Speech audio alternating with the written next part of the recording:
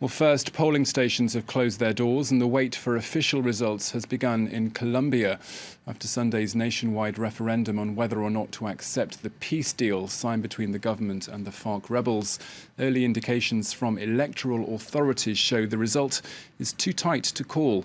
If the accord is ratified, the rebels will start handing over their weapons and form a political party, bringing a final full stop to 5 decades of violence that's left 220,000 people dead.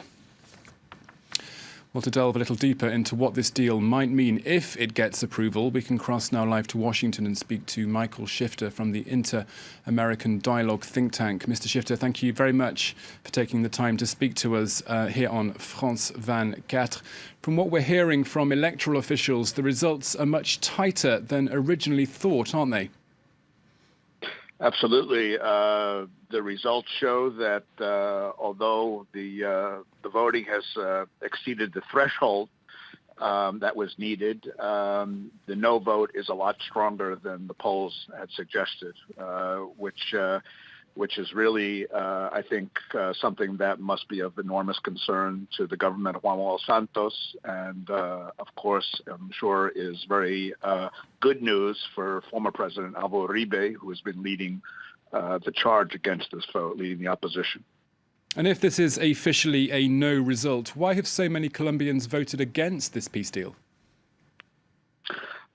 I think for several reasons. I think that the deal was unpopular because, first of all, there is a sense that the FARC committed crimes against humanity and other serious atrocities. Were not going to go to jail, that there would be impunity. They were not convinced that they would pay the price for their crimes. And secondly, they didn't like the fact that they would go from an insurgency or guerrilla movement into a political organization. They just felt that given the costs that they have inflicted on the country over the last half a century, did not mean that they should be able to enter the politics. And so those are the two aspects of the accords that were unpopular. In addition to that, the government of Juan Manuel Santos and Santos himself as president has very low approval levels, and so to some extent this was seen as a referendum on him. And he is not held in very high regard by many Colombians. So there's a real problem in confidence and credibility. On the other side, you had Álvaro Uribe leading the charge against it, who was extremely well organized and very determined to block this vote. And so I think that there were a lot of people that just felt that this was not something. It was just too much to swallow for them.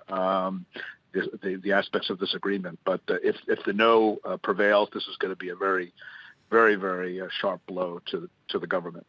But Mr. Shifter, the official results haven't come in, and if the yes votes have it, where do we go from here? What challenges lie ahead? Well, the main challenge is no matter who wins, this result reveals a very sharply divided, polarized country. And so one of the main challenges moving forward, regardless, is to try to overcome and bridge the divide in this country that has been created by this campaign and this peace agreement. If the yes vote wins, then of course they will proceed with the post-conflict scenario, which means that the FARC would go to emergency zones. They would given their weapons that would be verified and presided over by the United Nations team. And this would be a process of demobilization and disarming the FARC.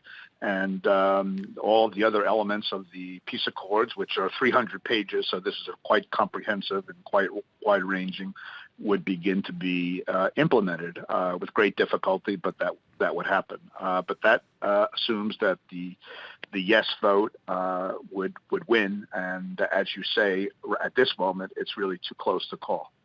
Okay, Michael Shifter from the Inter-American Dialogue in Washington. Thank you very much for joining us here on France24. My pleasure.